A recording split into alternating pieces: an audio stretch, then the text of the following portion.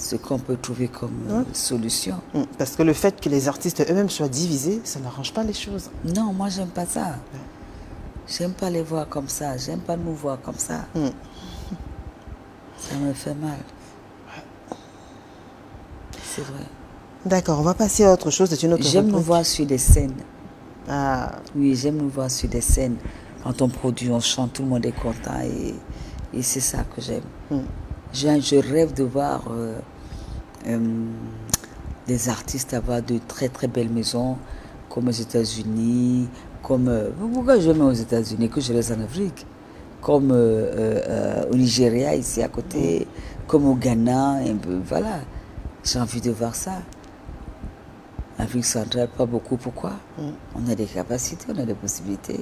C'est ce qui nous manque. Et pour arriver à ça, notre gestion doit être clean et sévère. Beaucoup de transparence. Beaucoup de transparence. D'accord. On aura le temps de parler de votre carrière parce qu'il faut quand même avouer qu'à un moment donné, il y a une sorte de reconversion qu'on a observée chez Razdeika. Vous avez intégré le domaine du gospel. Oui. Ouais. Mais avant, on va suivre attentivement le meilleur de la télévision. Le meilleur de la télévision. Le meilleur de la télévision. Donc c'est un élément qui revient sur le moment fort, les temps forts de la télé tout au long de la semaine qui s'achève. D'accord. On écoute ça attentivement. On revient juste après. D'accord.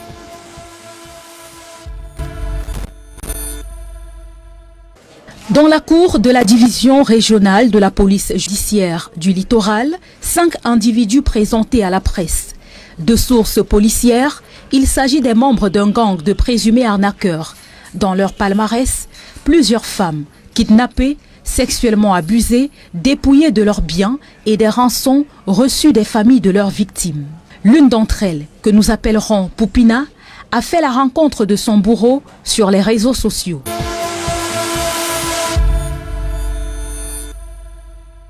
Ici, les salles de classe ont été bâties en matériaux précaires. Des huttes en paille, abritant élèves et enseignants, en saison sèche comme en saison de pluie.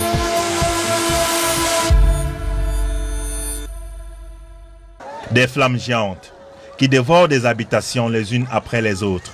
C'est le triste spectacle auquel ont assisté les populations de Manjo, dans le département du Mungo, région du littoral.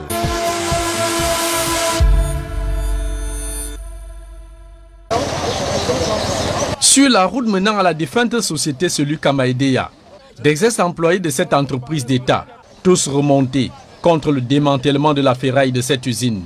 Par ailleurs, gage de paiement de tous leurs droits sociaux, évalués à des centaines de millions de francs CFA.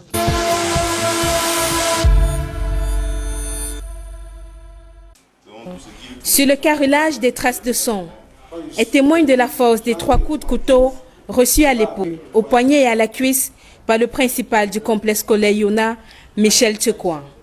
Les coups, ce serait Amadou Amadjam qui les aurait portés. 19 ans, élève en classe de première F4 maçonnerie. À l'origine de cet acte de violence, la confiscation d'un blouson par le principal lundi dernier. Selon les enseignants qui souhaitent garder l'anonymat, cet acte était prémédité.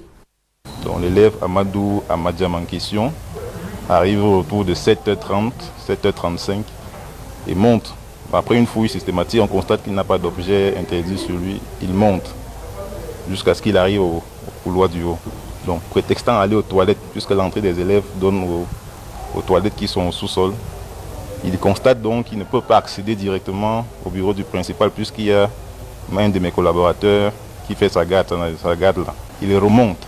En remontant, puisque mon collaborateur a déjà pris les escaliers, il constate donc que l'entrée du principal est vide.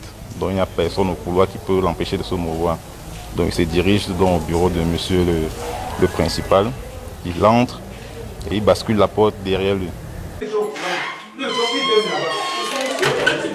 Une fois la porte fermée, le pire se produit. Quand les éclats de voix nous donnent l'alerte, on essaie de se diriger vers le bureau du principal. On entend des cris, on entend il veut tuer.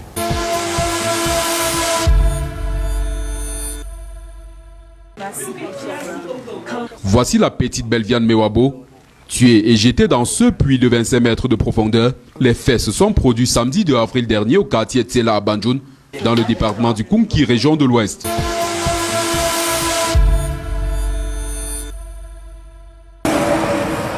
C'est à cet endroit que le corps sans vie de Manuela Nonga, 27 ans, a été découvert le dimanche 3 avril dernier.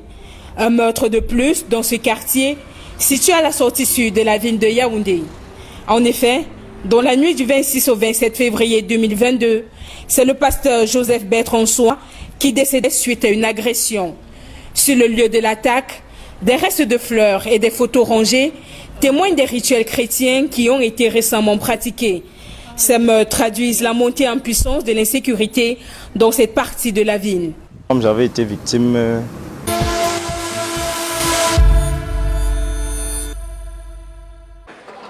Sur un robinet, il actionne dans tous les sens, espérant voir de l'eau jaillir. Mais peine perdue. Comme toujours, il quitte dessus de ne pas pouvoir étancher sa soif. Malheureusement, le vieil homme, habitant du quartier Makepe, au lieu dit Marie-Lumière, est habitué à la rareté de l'eau.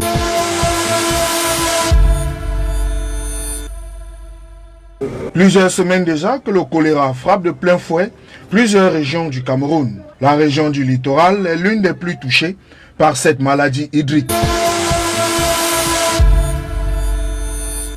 Si les causes du choléra sont la promiscuité, l'insalubrité ou la rareté de l'eau potable, principal malaise dans la capitale économique, endiguer la propension de cette maladie semble une priorité. De retour sur le plateau de dimanche avec vous. Vous venez de suivre donc le meilleur de la télévision grâce des cas. Il y a des séquences qui vous ont marqué particulièrement? Mais c'est déprimant de venir chez vous.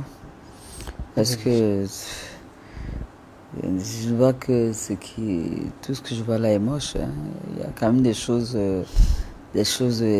sympas aussi dans notre pays. Il ne faut pas toujours vendre cette image. C'est très déprimant. Oui, bah c'est des réalités quand même quand on parle de la pénurie d'eau potable, les agressions dans les établissements scolaires, la jeune dame qui a été froidement assassinée au quartier Hala Yaoundé, grâce des cas. C'est ce que vivent les populations, on ne fait que rendre compte. C'est déprimant. Oui. C'est déprimant. Oui. Il y en a partout dans le monde entier. Il n'y a aucun endroit au monde où on reste une journée sans qu'on tue quelqu'un quelque part. Et en ce moment, même les images de la guerre, de l'Ukraine et l'URSS, ce n'est pas des images sympas. Mais on ne nous montre pas tout ça tout le temps. C'est aussi stratégique. Quand on voit les enfants qui se comportent comme ça montre que... Moi, je vais parler de Dieu, on va dire tu parles trop de Dieu. Vous voulez que je parle de qui? De Satan? Et ça montre vraiment, il faut peut-être te remettre dans les établissements des pasteurs. Parce que moi, j'étais à Saker, et à Saker, il y avait toujours un pasteur. Parce que l'éducation est en train de partir, est en train de nous fuir. Comment un enfant peut se lever de manière délibérée? L'école est là pour assurer l'éducation.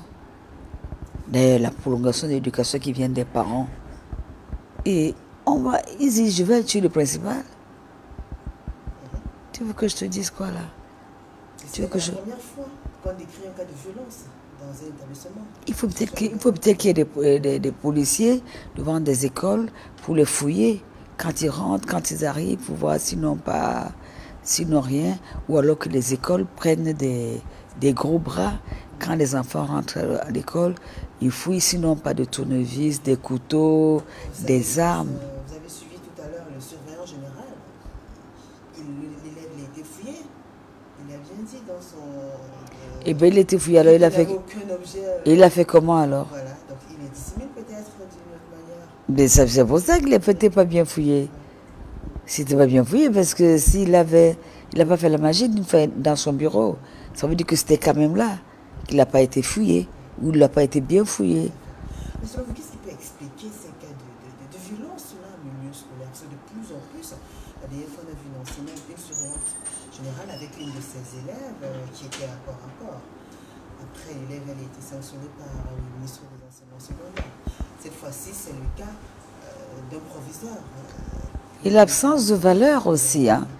L'absence de valeur des enfants aujourd'hui ne savent plus respecter les aînés. Nous, on n'a pas grandi comme ça. On nous a appris à respecter les aînés. Et tout à l'heure, tu m'as parlé de monsieur, de mon censeur de l'époque, monsieur Mandengue. Tu imagines, monsieur Dissot, tout ça, tu imagines et tu parais. Les surveillants étaient sévères, héros et jouaient leur rôle.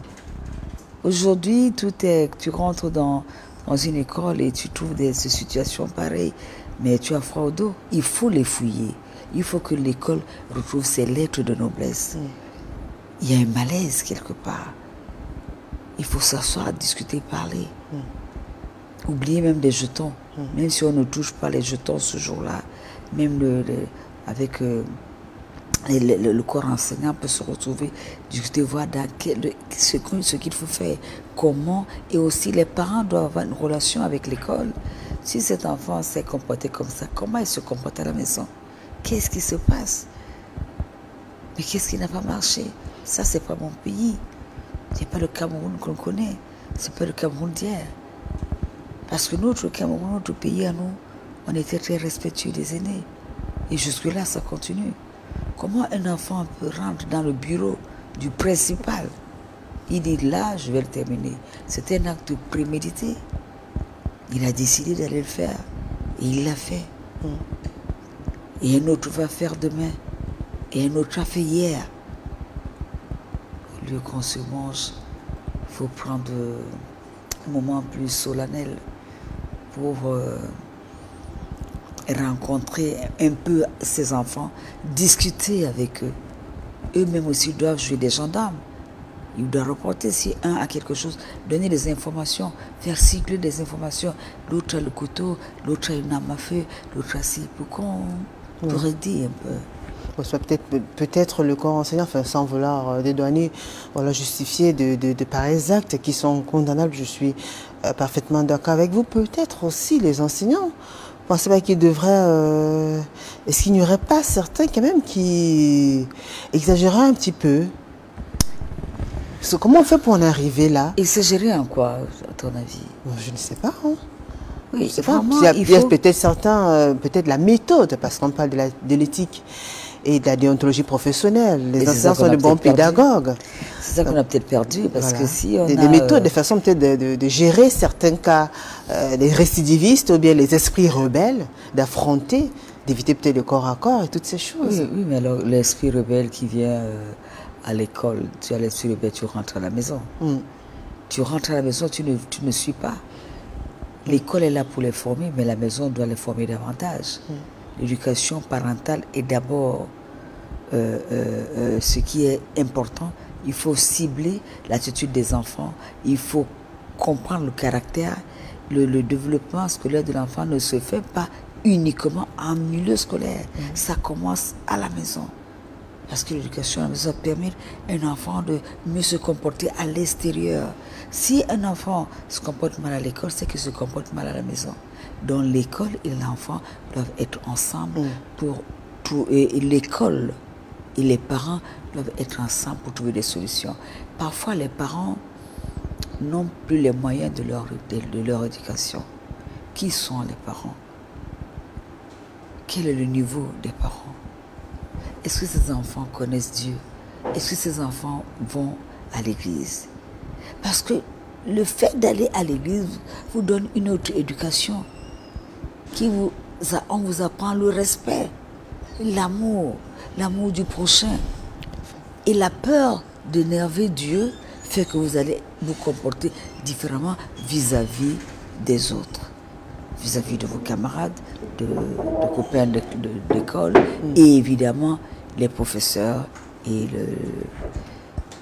tout le corps enseignant. Alors si ça ne marche pas, s'il y a redondance de ces choses mauvaises, il faut trouver une solution. C'est à ça que ça sert. Il y a les sociologues ici. Il faut trouver une solution. Il y a des professionnels. Il y a des parents.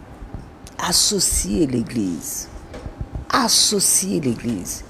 Parce que quand ça ne va plus, si c'est quelqu'un qui a la crainte de Dieu, on appelle l'Église, non. les pasteurs viennent prier. Ça transforme un enfant. Ça l'éduque différemment. L'enfant apprend à respecter autre chose, d'autres personnes en dehors de ses parents. Comment un enfant peut se lever, aller... Vous avez vu le cas aussi de la jeune dame qui a été froidement assassinée au quartier Arala? Là, l'homme n'en parle pas. Et l'incendie que j'ai vu là. L'incendie, tout à fait. Tu sais qu'on vient de perdre membres de l'église. 4 personnes. Oui, l'incendie qui s'est produit ici en Godi. Il y en a partout. Il y a des incendies partout. Je dis partout. Et en Godi. Juste à côté, là où il y a des sapeurs-pompiers. Ce monsieur a perdu la vie. Un homme de Dieu. Avec son épouse et ses 2 enfants. Ça, je ne sais même pas comment on dit ça. C'est terrible. C'est terrible. Moi, j'ai apprécié les sapeurs dernièrement. Il y a eu l'incendie chez ma nièce, là aussi, là, pas loin de chez moi, aux hydrocarbures. Et l'autre jour aussi, c'était à D2 chez mon frère. Je suis partie là-bas en catastrophe. Donc, c'est pour dire que c'est quoi ce phénomène d'incendie partout là? Faut peut-être renforcer les sapeurs-pompiers. Et c'est toujours le courant.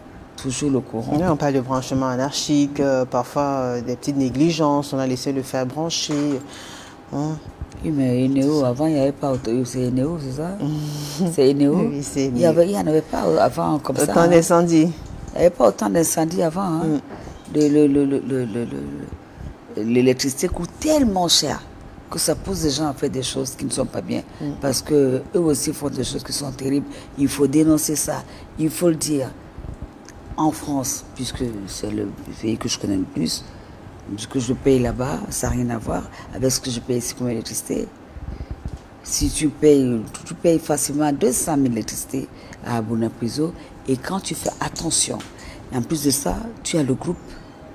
Alors là, c'est la catastrophe. C'est que tu as 400 000 francs d'électricité uniquement en saison chaleur. Pourquoi? Ça coûte trop cher. Et ça pousse dans des petits ménages à faire ce qu'il ne faut pas. Pour ça qu'il y a des branchements anarchiques. Et après, il y a des morts comme ça. Oh là là. Est-ce que vous avez de l'eau coule dans les robinets des populations, des habitants d'hydrocarbures? Vous avez de l'eau qui coule dans vos robinets? Oui. Ouais, vous avez vu tout à l'heure, c'est un réel problème aussi. Ouais. La pénurie d'eau qui sévit dans la ville de dans d'autres régions d'ailleurs. Oui. Et qu'est-ce qui se passe? C'est dû à quoi? Tout le monde voudrait être ravitaillé. On explique des fois que comment on appelle, les barrages. Voilà, il y a des travaux qui sont faits pour pouvoir satisfaire. Et puis l'offre semble être très faible par rapport à la demande en matière d'eau potable. Donc si vous avez de la chance d'avoir de l'eau, sachez que dans certains quartiers de la ville de Douala et même dans certaines régions, il y en a qui ont fait des années déjà. Les robinets sont à sec. Voilà, dans une période où on parle de l'épidémie du choléra. Alors comment faire? Comment faire? Vous avez de la chance d'avoir de l'eau potable grâce à des pas tout le temps. Pas tout le temps. Il faut faire un travail aussi pour rendre cette eau potable. Tout à fait. Déjà, nous, on boit de l'eau, on ne boit pas de l'eau de robinet. Et la plupart des ménages, c'est comme ça. Tout à fait. Et même ceux qui ne peuvent pas font des filtres, les filtres traditionnels avec du coton abondamment, qui n'est pas ici, qui est en France, qui disait à son père, papa, il faut aller à Yaoundé, comme ça je reste avec maman. C'est Arnold. Nana Sancho Deka. Alors, mes amours, je vous aime, mais j'aime particulièrement papa. Pas de jalousie, monsieur Poupoui. Une belle déclaration à tout seigneur, tout honneur. Pas de jalousie, tous mes enfants. Ouais. Parce que je n'ai cité que 2, mais j'en ai pas mal. Et en ce moment, j'ai un petit-fils qui me donne beaucoup de bonheur. Beaucoup de bonheur. Et je l'aime et je chahute. Il monte sur moi, il me caresse. Il a quel âge? Il me touche. Il a 3 ans bientôt. 3 ans, waouh. Oui. Il me caresse. Il me regarde. Je suis amoureuse de l'amour. Ça fait 23 ans que j'aime mon époux. 23 années déjà? Ça fait 23 ans que je lui montre, oui. Ça fait, on a un peu plus, on a 21 ans de mariage, mais ça fait 23 ans, presque 24 ans qu'on est ensemble, si je te rends compte bien. Vous vous rappelez quand vous êtes rencontrés? Vous vous rappelez? Oui, en 87. C'était où? Ça s'est passé comment? En 87, il m'a écrit en 80, on s'est rencontrés où? On s'est rencontrés où? On s'est rencontrés à l'hôtel Ibis. Sans publicité. On s'est rencontrés, oui, je dois dire, pose des questions. C'est vrai, c'est vrai. Il faut savoir. Oui, c'est vrai, allez-y, dites-nous. On s'est rencontrés à l'hôtel Ibis, c'est parce qu'il voulait me voir, on avait rendez-vous, puis il est venu me voir là-bas, et puis voilà, il est venu, on s'est retrouvés devant l'ascenseur. Il me dit, ça va? Vous êtes déçu? Je lui dis, déçu pourquoi? J'ai rendez-vous avec vous, vous êtes fan, c'est tout, dessus, pourquoi? Il m'a amusé parce que c'était même pas dans ma tête. Et puis d'accord, on est donc allé, on a pris une place, on a commencé à discuter et j'étais avec Dora. J'étais venue en spectacle. Après,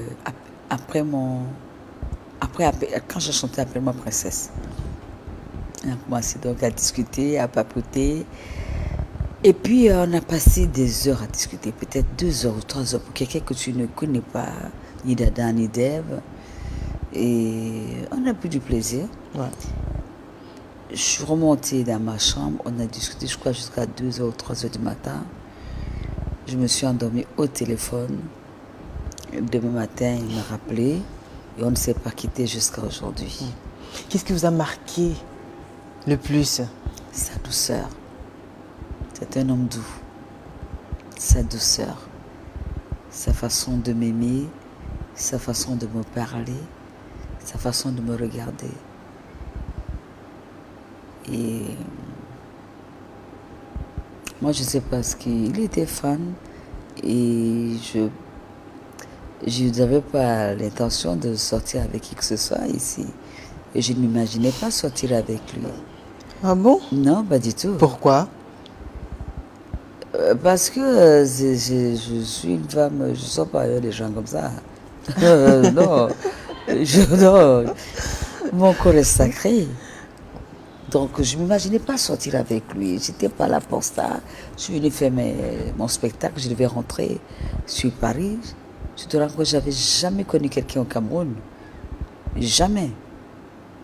Donc je suis partie ici, j'étais une petite fille, assez jeune, pucelle, correcte. Wow. Pourtant assez courtisée, parce qu'après on a eu quand même ceux qui vous ont connu quand vous étiez toute jeune. Ils disaient, elle était si belle, elle a toujours été très belle. Apparemment. Ouais. Vous êtes partie toute pure du pays. Apparemment, oui. D'accord. Ouais. J'étais fiancée. D'accord. Je suis partie, j'étais fiancée. Okay. Et puis voilà, donc quand je rencontre donc mon époux, on parle de tout et de rien. Et puis je ne le quitte pas, on ne se quitte pas.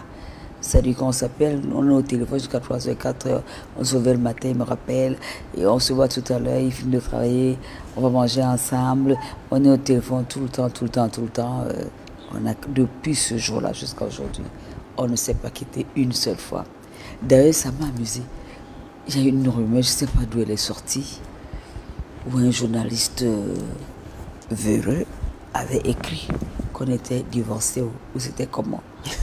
Tout le monde me dit, vous avez divorcé, ce n'était même pas dans notre intention. Et puis tel que ça pimentait la relation, il voit qu'il aimait ça. Il dit, ma femme, tout le monde pense que tu m'as quitté, tu te rends compte. Donc on est resté comme ça jusqu'à aujourd'hui et Dieu nous a bénis de... C'est évident quand même, avoir une femme de carrière à ses côtés, tout. Du coup, certainement, on se demande, mais qu'est-ce qu'il a? Vous avez parlé de sa douceur, mais il doit avoir autre chose de spécial, M. Sanjo. Excusez-moi, on est obligé de parler de vous, M. Nana Sanjo. Il aime ça. Il aime ça, tant mieux, vous êtes sérieux, monsieur? Facile, non, mais bon, ça flatte quand même son égo un tout petit peu. N'est-ce pas, chérie? À mon maman, là, on va balai, n'est-ce pas? Mon mam veut dire mon mari. C'est comme ça qu'on s'appelle. Mon mam? Mon mam, mon mari. D'accord. Ma femme. Monsieur Nana. Chérie. Chez. Oh. Il n'y a que des mots comme ça. Moi, quand je m'énerve, il m'appelle rarement. Je sais pas parce que il m'appelle pas grâce à ma femme. Non, ma femme, mon mari. Oui, chérie. C'est sympa. En fait, nous sommes amis. C'est mon ami. D'accord. C'est mon ami et on est très amis. C'est très important. Ouais. On est très, très amis. On se fait mutuellement confiance. Totalement confiance. Et c'est très important dans une relation. Et on se comprend. Quelques anecdotes. Je ne sais pas, un voyage. Vous avez parlé tout à l'heure de cette fausse rumeur qui laissait croire que vous et M. Saint-Jean êtes en instance de divorce. Mais il n'y a pas eu que des rumeurs aussi, on va dire, entre guillemets. Il y a eu des bons moments aussi, des plus beaux souvenirs avec votre époux, grâce les cas. Les souvenirs, il y en a certainement. Il y a eu beaucoup de beaux et de bons souvenirs. Ouais. C'est pour ça qu'on est encore ensemble. C'est pour ça qu'on se tient, qu'on se soutient. Il y a aussi des moments malheureux. Indépendamment de notre volonté, on s'est toujours tenu, on s'est toujours soutenu. Quand ça ne va pas, on se regarde. Qu'est-ce qu'on fait, chérie? On trouve la solution. Ce qui est important, c'est que notre amour doit aider nos enfants. Notre amour doit nous aider mutuellement. Si je ne suis pas bien, il ne dort pas. S'il n'est pas bien, je ne dors pas. Vous devez vous former une personne, comme on dit. Oui, oui, c'est-à-dire que même quand quelqu'un me fait la cour, par exemple, si un homme me fait la cour, tu n'imagines pas qu'on ne me fasse pas la cour. Ah ben non, bien sûr. Mais c'est absurde. C'est grotesque de penser que... Du coup, on veut savoir mais le secret de M. Saint-Jean, comment il fait, comment vous faites pour tenir le coup. C'est la confiance. Oui. La confiance et la communication. Mais grâce, on dit des fois aussi que la confiance n'exclut pas la méfiance. Oui, ça ne veut pas dire qu'il ne peut pas être jaloux. Oui, moi, justement. Que moi, je peux pas être jalouse. Il vous est arrivé d'être jalouse des fois, grâce non, attentionné. Non, attentionné, sincèrement attentionné. Et alors, la jalousie, en fait, quel est son rôle dans mon ménage? Quel rôle la jalousie peut jouer dans mon ménage? Ça peut améliorer ma relation ou bien ça peut détruire ma relation. Il faut se poser de bonnes questions et agir dans le bon sens. De toutes les façons, moi, ça ne me fait pas peur. Hein, s'il est ensemble et qu'il te regarde, par exemple, tu es très jeune. Et s'il regarde une femme, il regarde comme s'il l'aimait. Je lui dis, chérie, il y a quoi? Tu es amoureux? Non. Je vais rire de ça. Moi, je vais rire de ça. Il me dit non, je peux pas. Tu vois? C'est-à-dire que il faut une stratégie dans tout ce qu'on fait dans la vie. Tu dois avoir une stratégie amoureuse. Tu dois avoir une stratégie de famille. Tu dois avoir une stratégie dans tout, même amicalement. Il faut donc savoir ce que tu cherches, où tu veux aller. Et comment est-ce que tu veux mener ton ménage? Pourquoi tu veux faire des choses inutiles? C'est pour toi, ce sont tes choses. On ne te arrache pas ce qui est à toi. On ne te prend pas ce qui t'appartient. Mon mari est un homme séduisant, un homme excellent, un homme intelligent. C'est un génie. C'est un génie. Il est particulièrement intelligent. Alors, il sait ce qu'il faut pour conserver une femme comme moi, pour préserver une femme comme moi, qui est autant sollicitée et draguée. Ah, ça, on veut bien savoir, mais ça? Oui, il sait ce qu'il faut faire, il sait comment il doit agir, il sait de quelle manière il doit vivre cette relation et quelle méthodologie il doit avoir pour que notre relation soit baignée d'amour. Et il le fait. Et moi, je m'arrange à faire pareil. Je peux oxygéner ma relation différemment. J'ai des amis hommes que j'apprécie, que je respecte, que j'aime beaucoup et qui sont aussi des connaissances et des amis de mon mari. Ok. Et lui aussi, il a des amis femmes aussi. Ouais, mais je pense que son premier ami, c'est son travail. Et sa première copine, c'est son ordinateur. Waouh. C'est son ordinateur. Voilà. Moi, je suis sa copine. Je suis son épouse. Je suis sa femme. Et ça, je veux que des femmes pensent comme ça. Et qu'un homme n'est sans défaut, aucune femme n'est parfaite. Il faut trouver le moyen d'avoir une vie formidable. Transformer tes défauts en qualité. Transformer les défauts de ton partenaire en force. Ses faiblesses sont mes forces. Je sais là où il faut fauter. Je le connais comme si je l'ai porté dans mon sein. Je connais mon mari comme s'il était mon fils. Ça veut dire que là, actuellement, qu'est-ce qu'il fait? Il est en train de travailler. C'est trop facile comme question. Oui. C'est dimanche, mais il est en train de travailler. D'accord. Et s'il n'est pas en train de travailler, s'il n'est pas sur son portable, s'il ne regarde pas l'émission, il est couché sur le canapé, il m'attend. C'était comment? Tu as aimé? Oui, ma femme, c'était très bien. Toi aussi, c'est toujours très bien. Moi, j'aime pas tes choses-là. Il faut que tu mettes... Il dit, bon, attends, je vais te dire alors. Mais en tout cas, c'était très bien. Il est aimant. Il est aimant. Je crois que toutes les femmes souhaitent avoir un homme, un ami. Si ton mari est ton ami, ça va. Il te comprend, ça va.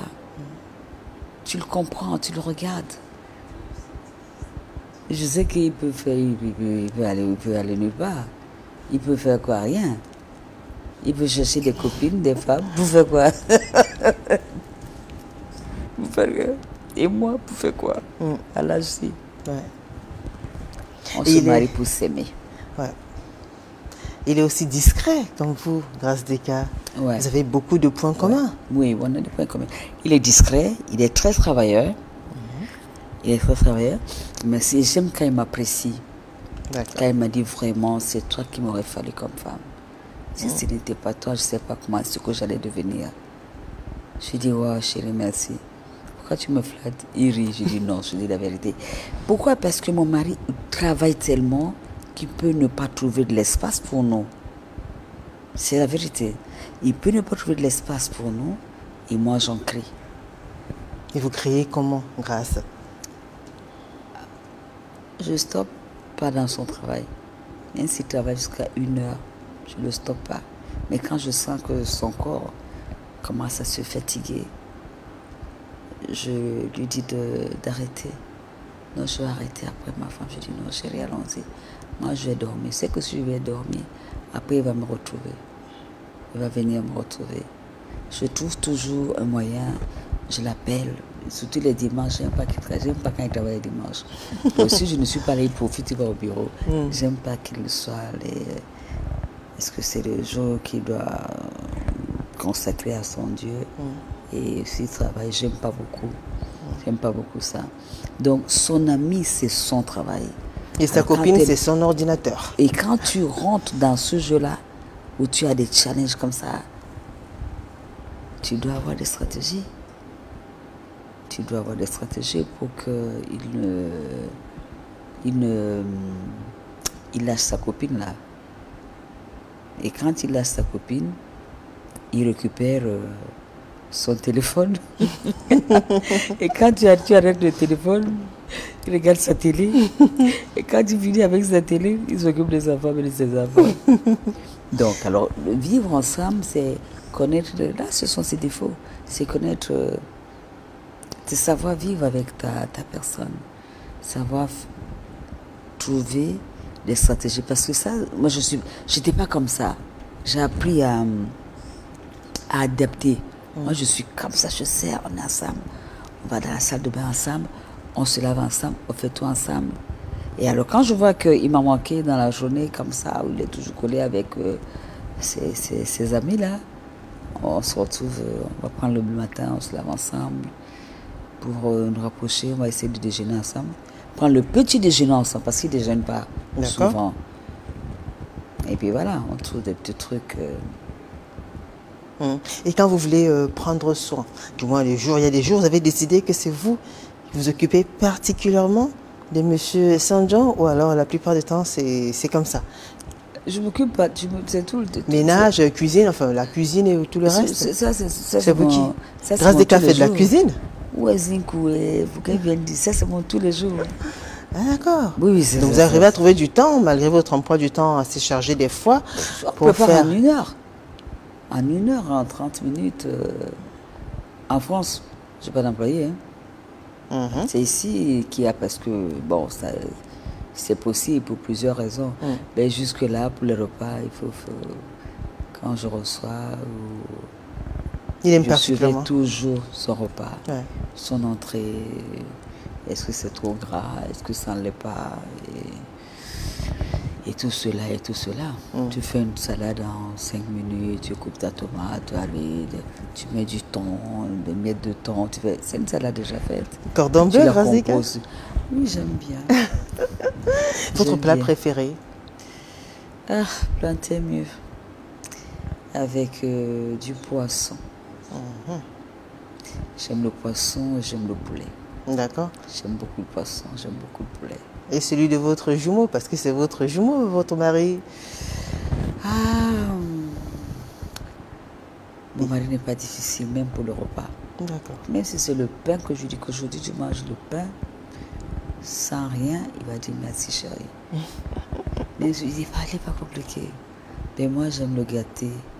Je veux qu'il sente que je suis la meilleure. Qu'il sente qu'il n'y a que moi. Qu'après moi, comme Eric a dit tout à l'heure, après moi, c'est le virage. Après moi, c'est le virage. Ton mari doit ressentir ça. Qu'après toi, il n'y a rien. Après toi, ce n'est pas possible. Après toi, il n'y a rien d'autre. Et quand j'en parle là, je fais rêver les femmes. Écoutez, on dit, je vais essayer, monsieur Dalala, il faut essayer. C'est clair et sans crochet. Nathalie qui est mort de rire, Innocent il y a juste à côté. Et du coup, on a envie de savoir, quand vous voulez gâter comment? Quand vous voulez vraiment gâter votre cher et tendre époux? Je lui fais un très bon repas. D'accord. Et mes enfants me disent souvent, quand tu prépares, papa mange toujours très très bien. Et je dis, mais je ne dis pas, il sait comment je fais la cuisine. Dès qu'il voit comment la table est faite, il sait que j'étais là, que je suis là. Et quand il mange, il sait que c'est mon repas.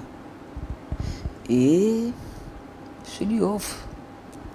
Parce que je m'occupe de lui totalement. Je ne sais même pas s'il y a un truc que je ne fais pas. Je suis... moi, je suis les épouses d'avant. Je ne sais pas comment les épouses modernes font. Les épouses d'avant sont comment, grâce à Les épouses modernes, c'est que tu t'occupes de tout, du début à la fin. D'accord. C'est-à-dire que tu t'occupes de tout. Choix vestimentaire Non, tu veux pas.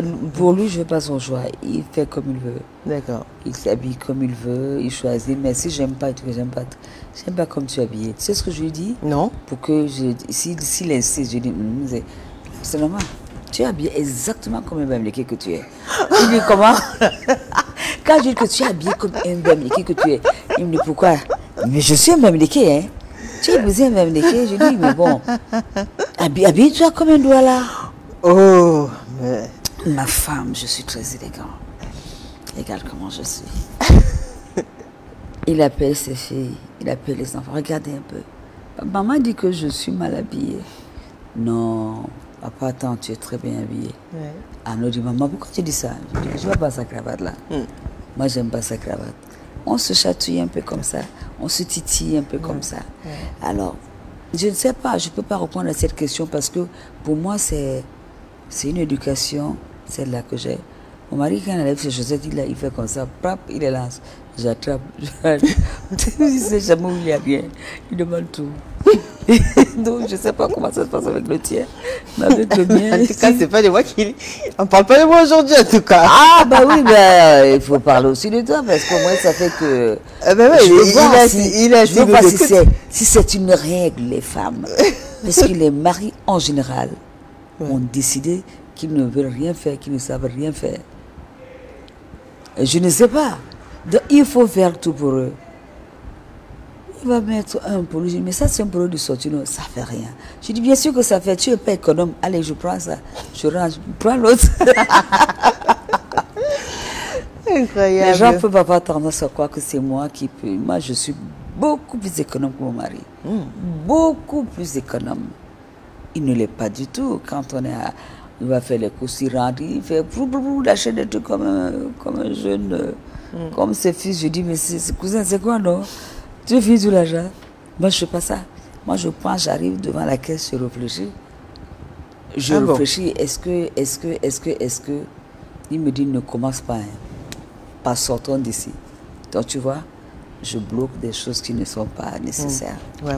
Et comme tous les couples, il y a des hauts et des bas. Alors, le secret qu'on voudrait savoir, le secret de la longévité d'un couple, 23 années, quand même, il y a eu des hauts et des bas. Est-ce qu'il y a eu des fois où vous avez senti que vous avez vraiment touché le fond grâce à ces cas?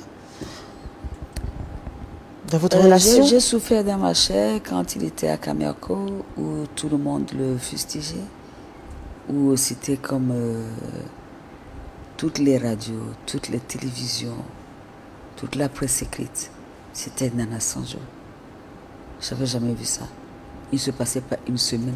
Je suis communicatrice de formation, donc je sais de quoi je parle. C'était une communication ou étoilée, ou comment tout le monde parlait de lui. C'est-à-dire que c'était comme si c'était la presse à gage. Et vous le viviez mal? Quoi? Mais je le vivais très très mal. Parce que je voyais comment il se défonçait au travail. Il sortait d'un voyage, il allait à Camerco. Il sortait de là 2 h du matin, 1 h du matin, quand c'était trop tôt. Et ça donnait pas ce que ça donnait. Ça passait pas comme ça.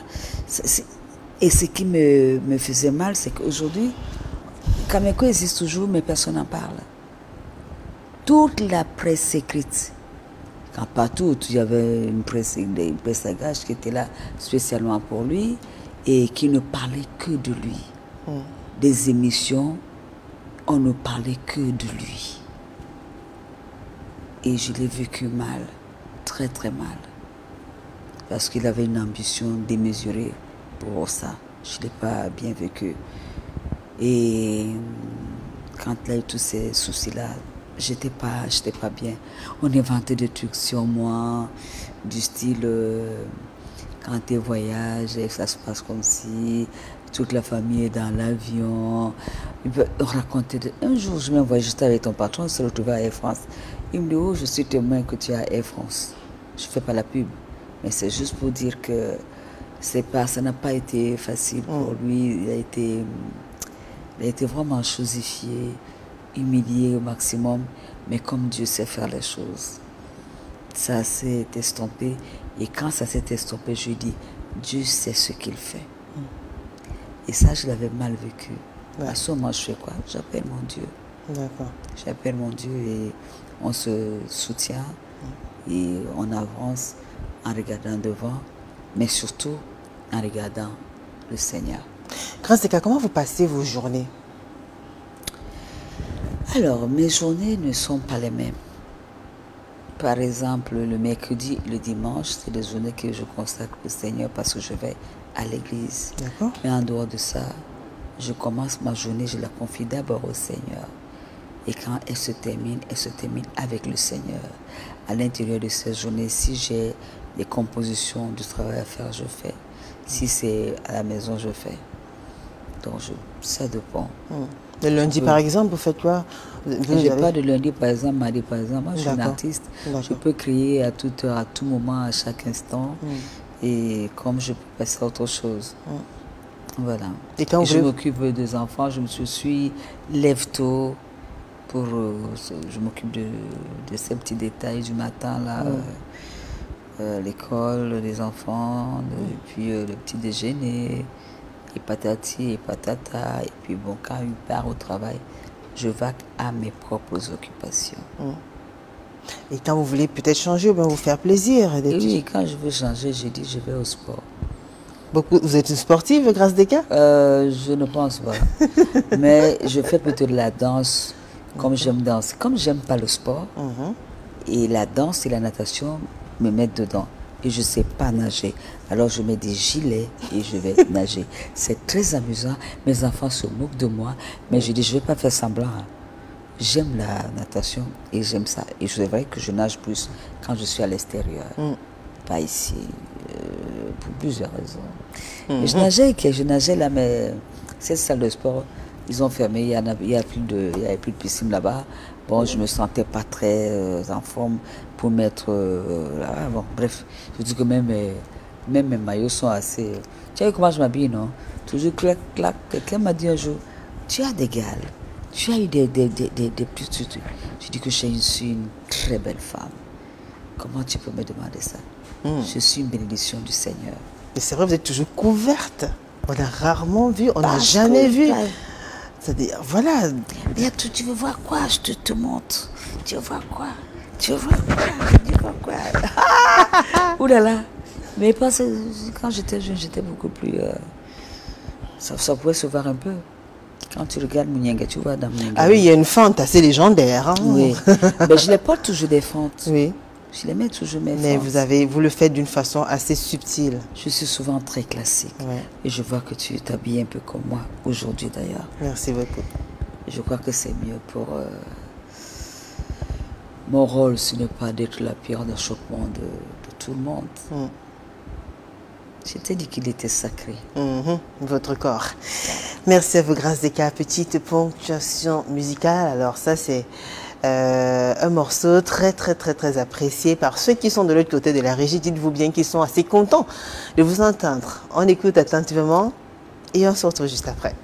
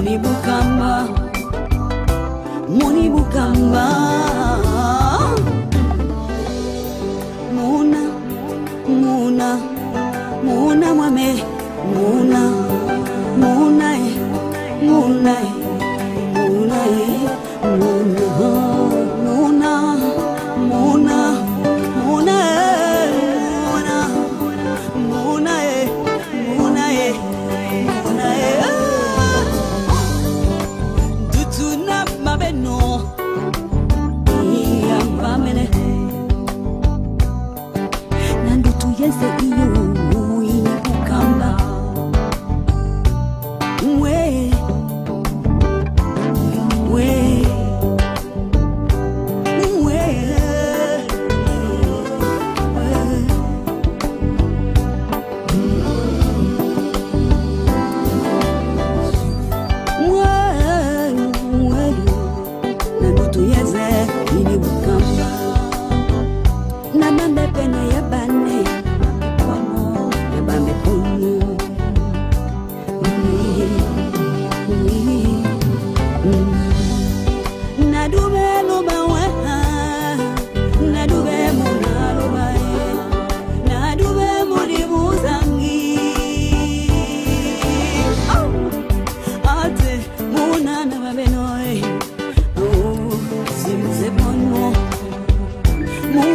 babenoy sibizemo na mawale mo mamongo na wale mo ngide mongo na mawale mo mabongo mongo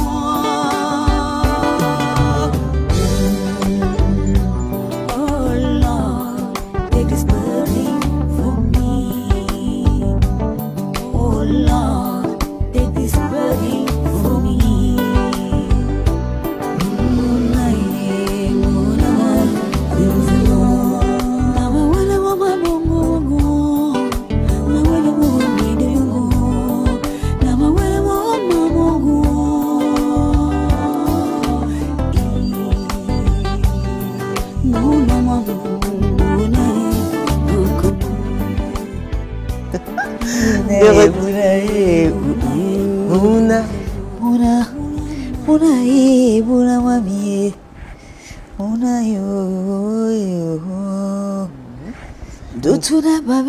Je n'ai même pas de voix aujourd'hui.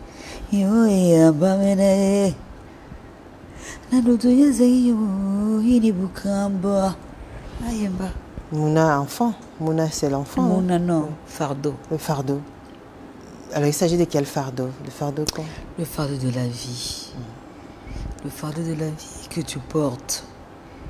Le fardeau même que Dieu porte de nous avoir. Où chaque instant, chaque moment, dans nos prières, on rencontre l'Éternel et on lui dit ce dont on a besoin. C'est un fardeau. Jésus-Christ a porté ce fardeau pour nous. Et moi aussi, j'ai mon fardeau. Toi aussi, tu as ton fardeau. Et de temps en temps, quand c'est trop lourd, alors je dis, je prends ce fardeau. Je le mets entre tes mains. Je le mets sur tes genoux. Je le pose sur toi. Je crois en Dieu, Fils. Dieu le Père, Dieu le Fils, Dieu le Saint-Esprit. Mais je continue à avoir des difficultés comme tout le monde. Alors Seigneur, décharge-moi. Mouna. Ouais. Ati. Justement, grâce à quoi on voudrait savoir quand même qu'est-ce qui justifie cette reconversion-là. C'est depuis quelques années déjà. Depuis toujours, ma petite. D'accord. Ma grande. Depuis toujours. Merci. Ah ben, ça fait depuis toujours, tu sais, je suis née dans une famille théologale. D'accord. Et je mène une vie de foi. Je pense que depuis que je suis née, je ne sais pas faire autrement. Seulement, ça se voit plus parce que j'ai de l'âge et je peux donc affirmer. Quand j'avais 20 ans, je ne pouvais pas confirmer ce que je sentais, ce que je ressentais, ce que je vivais en matière de Dieu. Aujourd'hui, je sais ce que c'est que vivre avec Dieu et vivre sans Dieu. Vivre sans Dieu, c'est avoir une vie qui n'a aucun sens. Parce que la bonté, là, nous vient de Dieu. L'amour nous vient de Dieu. Tout ce qu'on fait sur la terre nous vient de Dieu. Parfois, certains ne l'acceptent pas. Certains ne veulent pas croire à ça. Mais moi, c'est un besoin vital. D'accord. Je passe beaucoup de temps en présence du Seigneur. Ça m'aide énormément. Ça me permet de comprendre, de pardonner, d'accepter, de renouveler mes forces là où les autres se sentent affaiblis. C'est pour ça que je peux dire à haute et intelligible voix que je suis forte de caractère parce que je puise mon énergie quelque part dans la maison de l'Éternel. D'accord. On va donc aller cette fois-ci du côté de la rue. Je vous l'ai dit tout à l'heure au début de ce programme d'émission, plusieurs séquences. Et toutes ces séquences meublent et font le contenu du dimanche avec vous. Donc je vous propose d'aller du côté de la rue. Alors il faudra suivre attentivement parce que ce sont des Camerounais, des fans qui s'adressent à la diva Grâce Deka. Oh.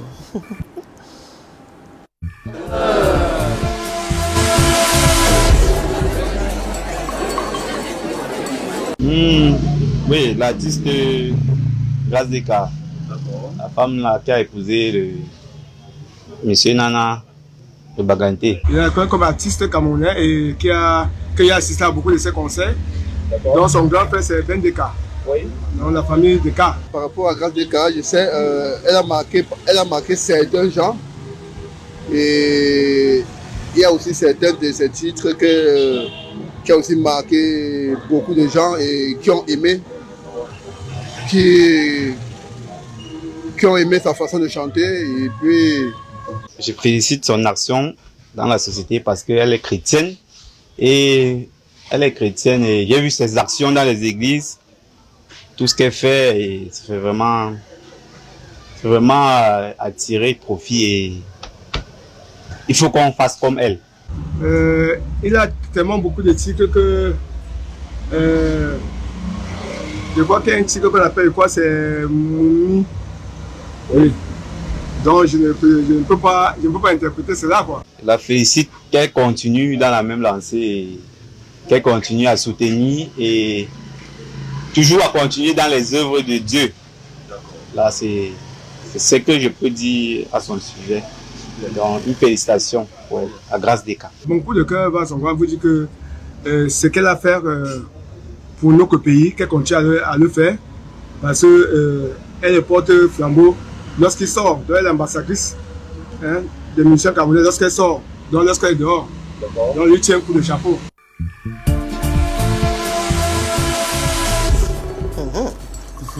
Plutôt des encouragements. Qu'est-ce que ça vous fait d'entendre ces hommes dire autant de bien? Ça me fait plaisir. Oui. Ça me fait plaisir de constater que mes petites œuvres touchent et il faut continuer, il faut aller de l'avant, il faut apprendre à partager, il faut être à l'écoute des autres. L'égocentrisme ne paye pas dans la maison de l'Éternel. Il faut vraiment être à l'écoute des autres. Est-ce que vous ne faites pas des jalouses, Grâce Deka? Vous avez des amis, vous avez des copines et tout. Mais plus on est béni, plus on fait des jaloux. Comment vous faites alors pour éviter de tomber dans certains pièges? Mais ce qui compte, c'est ce que Dieu te donne et passe plus le temps à regarder ce que tu reçois, ce qui est bon, et occupe-toi des gens, prends soin d'eux. Si tu as un morceau de pain, partage avec celui qui n'a pas. Si tu as 10 000, ne te demande pas beaucoup, tu lui donnes juste 1000 francs, même 500. Il sera heureux, tu fais son bonheur et ça te met bien.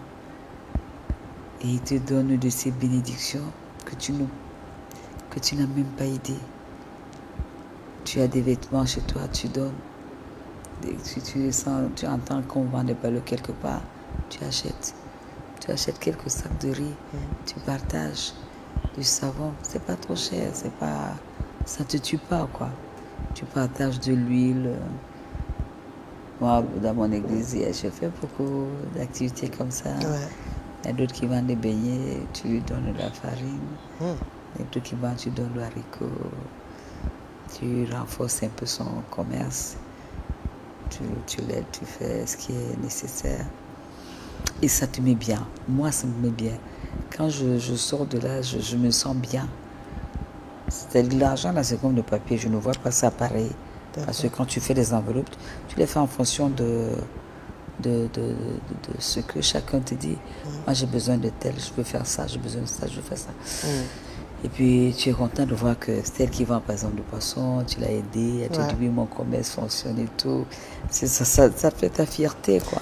Grâce des femmes au grand cœur. Tu te sens utile, en fait. Ouais, vous éprouvez du plaisir à donner à ceux qui n'en ont pas et à accompagner ceux qui osent ou qui sont dans le besoin. Tu te sens utile. Ouais. Tu te sens utile, c'est-à-dire que tu sens que tu es utile. Tu es utile à quelqu'un, que ce que tu lui donnes n'est même pas le quart de ce que tu as, mais il est content, il est heureux. C'est des moments où tu as envie de pleurer, tu pleures de bonheur.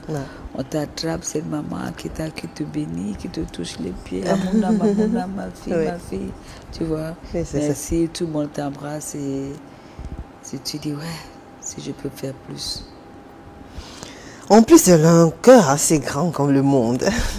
Grâce des Caps, vous savez, vous avez une discographie assez immense, dense. On ne se lasse pas d'écouter cette icône du Makossa, de la musique camerounaise. On va encore suivre ce magnifique vidéogramme. Et puis, on commence à descendre tout doucement vers la fin, vers la chute. Mais avant, on écoute ce magnifique vidéogramme. La suite, c'est après.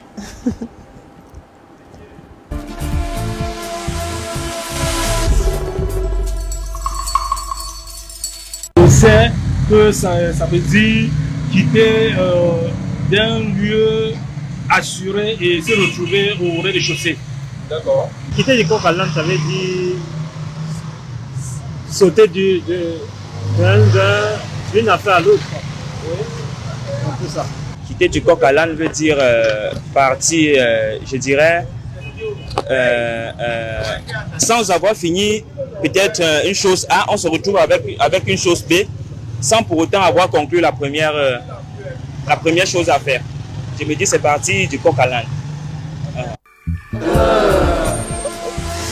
De retour sur le plateau de dimanche avec vous, on était quand même en plein. Bon, vous avez suivi? La question c'était, oui, voilà, c'est quoi aller du coq à l'âne? Vous avez vu des réactions de nos compatriotes et de nos frères camerounais. Oui, bon, c'est pas conçu, c'est pas notre langue, on n'a pas le choix. On est obligé de communiquer avec des langues qui ne sont pas les nôtres. Donc, en plus de ça, on ajoute des proverbes avec du coq à l'âne. Mon frère dit ce que tu as dit là, c'est très bon. Bon, on leur dit quand même pour éclairer la lanterne, c'est qu'ils nous regardent qu'aller du coq à l'âne, c'est voilà, changer brusquement de sujet, on va leur dire ça comme ça.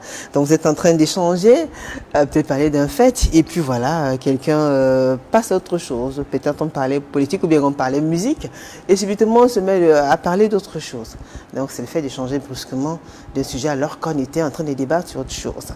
C'est ça, on peut aller du coq à l'âne. Comme on dit très souvent parfois au quartier, être hors sujet. C'est comme un cheveu qui tombe. Surtout sans provenir. Comme un cheveu. Tu les changes de voilà. sujet, quoi. Voilà. Donc c'était le C'est mieux, c'est une rubrique phare du programme Dimanche avec vous. Est-ce que notre fameux clip, il est prêt à la régie? Magnifique duo avec Grace Deka et Jonathan Butler. Le clip il a été tourné en Californie. En Californie, aux dans le désert.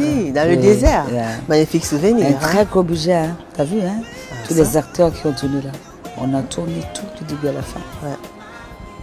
Mais ça n'a pas eu de prix au Cameroun. C'est passé inaperçu.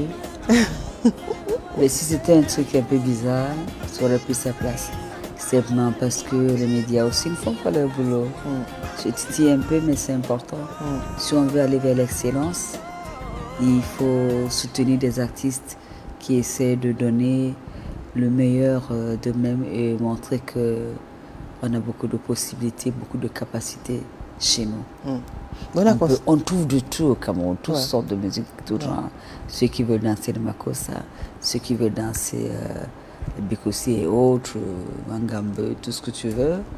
Mais quand on touche ce côté divin, il faut donner de l'espace, il faut donner de la place. Dieu occupe quand même la place première. On est content de vous voir quand même en duo avec un artiste, parce que c'est vrai que c'est rare quand même de voir Grace Deka en duo avec certains artistes camerounais. Je le fais dans le passé, quand c'est possible, je le fais. La jeune génération, là, par exemple, il y en a qui ne vous sollicitent pas, ou alors... Je crois que peut-être que le genre de musique que je fais et le style aussi. Hein. J'ai un style qui est particulier. J'ai un style qui est particulier. Bon, maintenant, il y a quand même des jeunes qui m'approchent et on réalise. J'ai fait un truc avec Janea. D'accord. Il a fait, en fait, il a fait un album et il a fait une chanson pour son père qui est parti comme le mien. J'ai chanté avec lui, j'ai aimé les thèmes, j'ai apprécié l'idée et voilà, je l'ai fait. Il y a des jeunes comme Sandrine Nang aussi qui ont repris certains de vos titres. Sandrine m'avait appelé pour son titre. J'ai dit que écoute, tu es en train de chanter, là où moi je dois chanter, donc je ne sais pas ce que je peux apporter. Et c'est comme ça qu'elle a donc vu Ben. Et Ben a donc pu trouver ce que moi je n'aurais pas pu faire parce qu'elle chante mes parties. Et elle a chanté avec Ben et ça donne bien. D'accord, donc quand vous sollicitez, vous n'hésitez pas? Je n'hésite pas, hein. Je regarde toujours si le projet m'intéresse ou pas. S'il ne m'intéresse pas, je le dis et je ne le fais pas. S'il m'intéresse, eh bien, je le fais. Merci à vous, Grace Deka. L'émission s'achève déjà. Si vous avez un dernier message, quand même à ceux qui nous regardent, vous regardez juste la caméra d'en face. Ils vous écoutent. Restons amour, prions beaucoup. On a vu beaucoup d'atrocités durant toute l'émission, des choses terribles qui se passent chez nous. Je demande vraiment de l'aide à Dieu et aussi qu'on ne soit pas lâché par ceux qui sont en charge. Les musiciens souffrent énormément. Les musiciens souffrent beaucoup. Et ce n'est pas un état de plaisir que de les voir, que de nous voir. Parce que je m'identifie à mes pères, que de nous voir comme ça, lutter pour mettre de l'ordre dans le droit d'auteur. Besoin d'aide. Qu'on arrête ceux qui foutent de désordre et ceux qui volent, qu'on les mette hors état de nuire et qu'on laisse ceux qui sont en charge de travailler comme il faut. Merci. Maintenant, je vous aime. Je vous aime, mes amours. J'aime mes enfants. J'aime mon pays particulièrement. J'aime mon pays jusqu'à... Et j'aimerais que ce soit le cas de tout le monde. Qu'on vive dans la paix et dans l'harmonie. Bonne fête des Rameaux. Merci infiniment à vous, Grace Deka, d'avoir accepté cette invitation. Merci Julie de m'avoir invitée. Oui. Et il faut dire à mon beau-frère, le patron, que prochainement qu'il mette des beignets. Parce que quand je sors de l'église comme ça, je faim. Bien entendu. Merci à la grande équipe conduite par Mathilde Akimazo, épouse Osomba. Merci à Raoul Foué, Cédric Ding, Cédric Chouna, Eric Watat, Cédric Tchakouchou encore, Emos Fongo, j'ai oublié Innocent Abega. Merci aussi à Nathalie qui est juste en face de nous. Alors, et à la réalisatrice et toute l'équipe. La réalisatrice s'appelle Mathilda Akimazo, épouse de Madame Osomba, la réalisatrice. Voilà. Mathilda Osomba. Mathilda, j'ai entendu non. Ouais. Merci infiniment vous Mathilde, également à notre maquilleuse, la Claire Mboto Biscotine. Alors je vous rappelle, rediffusion, dimanche avec vous sera rediffusé lorsqu'il sera 1h30 sur la même antenne, également mardi à 13h30. Quant à moi, je vous donne rendez-vous dimanche prochain. Le sourire et le plaisir seront toujours au rendez-vous. Merci de rester en compagnie des programmes d'Equinox Télévision. Bonne fin d'après-midi, au revoir. Au revoir.